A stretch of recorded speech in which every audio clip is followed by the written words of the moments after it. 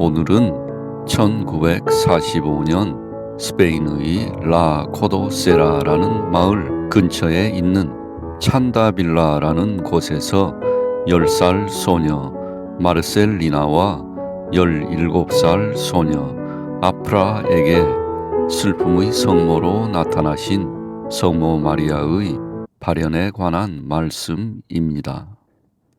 1945년 5월 27일 오후 3시 라 코도세라 마을에 살고 있는 10살 소녀 마르셀리나 바로소는 같은 또래의 사촌 아구스티나 곤잘레스와 함께 커피와 담배를 사오라는 어머니의 심부름을 하기 위해서 인근 엘 마르코 마을로 가고 있었습니다. 그러나 그들이 가는 길은 아이들에게는 위험한 길이었습니다. 그 길은 밀수꾼들이 많이 다니는 경로일 뿐만 아니라 유명한 공포의 집이라고 불리는 폐가 근처를 지나가야 하기 때문입니다. 그들이 3km쯤 떨어진 찬다빌라라는 곳을 지나갈 때 마르셀리나는 약 60m 떨어진 밤나무에서 검고 이상한 형체를 보았습니다. 하지만 그녀는 심부름을 해야 하기 때문에 별다른 신경을 쓰지 않고 서둘러서 길을 갔습니다. 그리고 돌아오는 길에 어린 마르셀리나는 호기심으로 같은 밤나무를 바라보았습니다. 그런데 놀랍게도 이전과 같은 곳에 검은 망토를 입은 슬픔의 동정녀가 뚜렷하게 보였습니다. 그녀는 빛나는 광선에 쌓여 있었고 나무 줄기 중앙 위에서 두 손을 모으고 고개를 약간 옆으로 돌린 채 마을을 바라보고 있었는데 그녀의 아름다운 얼굴은 거룩한 슬픔에 잠겨 있었습니다. 하지만 사촌 아구스티나에게는 아무것도 보이지 않았습니다. 그러길 몇 초 후 성모님은 사라지셨고 마르셀리나는 사촌과 함께 마을로 달려가기 시작했습니다. 집에 돌아온 마르셀리나는 어머니에게 이 사실을 말했고 소식은 온 동네에 퍼졌습니다. 그리고 8일 후인 6월 4일 아침 동정녀께서는 마르셀리나에게 나타나셔서 그녀가 이웃들 앞에서 희생을 치러야 하므로 오후에 다시 그곳으로 오라고 요청하셨습니다. 소문은 퍼져 나갔고 라 코도세라와 주변 지역에서 1000명이 넘는 사람들이 찬다빌라에 모였습니다. 마르셀리나가 밤나무에서 약 60m 떨어진 곳에 왔을 때 슬픔의 성모님이 하늘에 나타나셨는데 성모님은 조금씩 내려오시더니 밤나무의 이전과 같은 위치에서 멈추셨습니다. 성모님은 마르셀리나에게 무릎을 꿇고 자신에게 오라고 말씀하셨습니다. 그러나 마르셀리나는 땅이 날카로운 돌과 밤송이 가시, 마른 흙덩어리로 가득 차 있는 것을 보고 이의를 제기했습니다. 성모님은 그녀에게 두려워하지 말라고 말씀하시며 그녀가 걸어가는 길 앞으로 잔디 융단을 깔아 놓을 것이라고 확신시켜 주셨습니다. 마르셀리나는 군중을 통과해서 무릎을 꿇고 걷기 시작했고 밤나무 앞에 이르자 황홀경에 빠져 약 10분 동안 무릎을 꿇고 서 있었습니다. 나중에 그녀는 성모님이 그곳에 계시는 동안 밤나무가 열리면서 성모님 뒤에 귀중한 등불로 장식된 아름다운 교회가 나타나는 것을 보았다고 말했습니다. 그리고 제단 위에서 성모님이 그녀에게 손가락을 성수에 담그고 십자가 성호를 그으라고 말씀하셨습니다. 그리고 성모님은 제단에서 내려오셔서 그녀에게 미소를 지으시며 그녀를 꼭 껴안으시고 그녀의 이마에 입을 맞추셨는데 소녀는 성모님의 망토가 그녀의 얼굴을 스치는 감촉을 느꼈습니다. 또한 성모님은 자신을 기리기 위한 채플을 그곳에 세우고 싶다고 소망을 말했습니다. 마르셀리나가 황홀경에서 돌아왔을 때 밤송이 가시가 가득한 돌밭을 따라 무릎을 꿇고 60m를 걸어갔음에도 불구하고 무릎에 찔리거나 긁힌 자죽은 전혀 없었습니다. 그녀 혼자만이 황홀경에 들어갔기 때문에 오직 그녀만이 성모 마리아를 볼 수 있었습니다. 그 이후에도 마르셀리나는 성모님과 더 많은 만남을 가졌는데 어떤 경우에는 선생님인 호세파 마틴 부인과 동행했고 다른 경우에는 친구 아프라와 동행했습니다.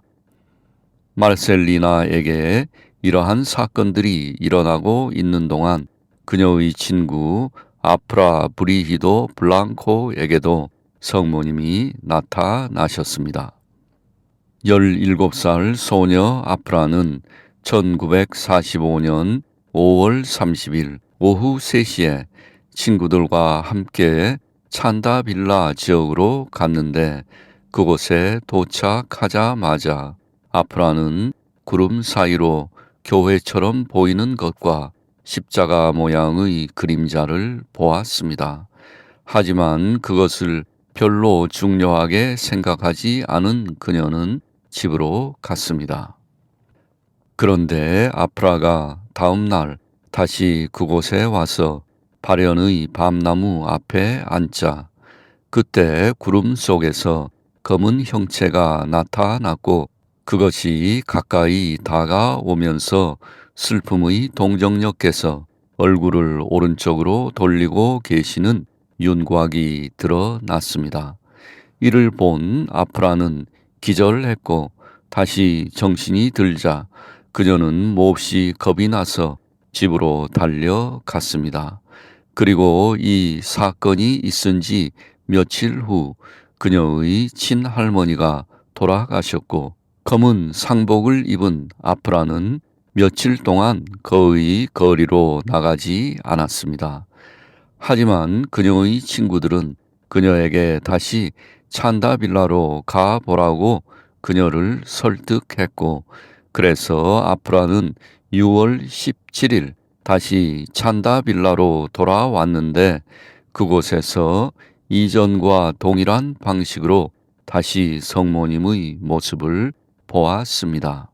그녀는 황홀경에 빠져 시냇물을 따라 성모님 방향으로 무릎을 꿇고 걷기 시작했습니다. 그러나 성모님께서는 그녀에게 일어나서 그녀를 향해 계속 걸어오라고 요청하셨습니다. 그곳에 도착한 아프라는 무릎을 꿇고 성모님과 대화를 나누기 시작했습니다. 성모님은 그녀에게 자신이 항상 그녀 곁에 있을 것이라고 말씀하시며 비밀을 알려주시고 그녀가 큰 고통을 받게 될 것이라고 말씀하셨습니다. 그런 후 그 자리에 함께 있던 마르셀리나를 위해 키스를 보내시며 아프라에게 그녀를 위해 십자가 성호를 그으라고 요청하셨습니다. 이후 다른 발현들에서 성모님께서는 묵주기도를 바칠 것과 그곳에 은둔처를 건립할 것과 9월 4일 미사에서 그녀가 노래할 것을 요청하셨습니다. 그 후 7월 21일 일요일부터 24일까지 아프라는 마르셀리나를 포함해서 몇몇 친구들과 함께 빌라르 델 레이에 있는 성육신의 성모님의 은둔처를 방문했습니다.